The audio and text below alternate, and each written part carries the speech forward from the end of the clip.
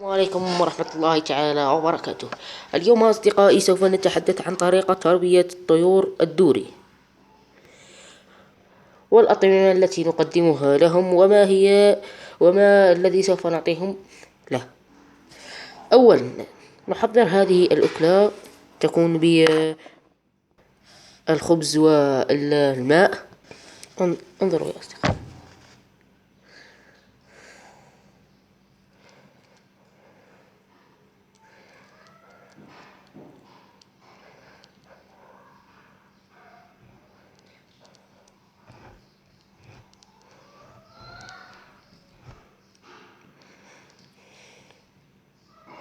هذا الدوري كبير نوعا ما، ولكنها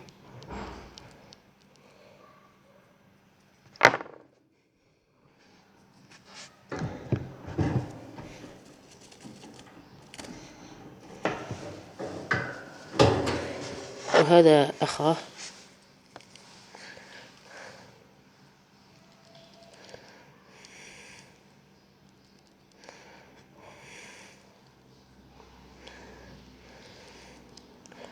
والآن يا أصدقائي سوف أحضر لكم بعض طيور الخضري، السورة موزمبيق أو ما يسمينه في بعض البلدان، وسوف نتحدث عن طريقة إطعامه الكيفية.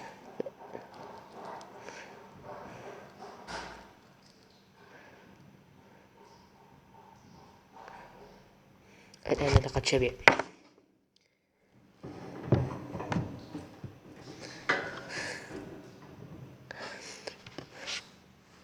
أصدقائي، عندما نضعهم في القفص يجب أن نعطيهم العش.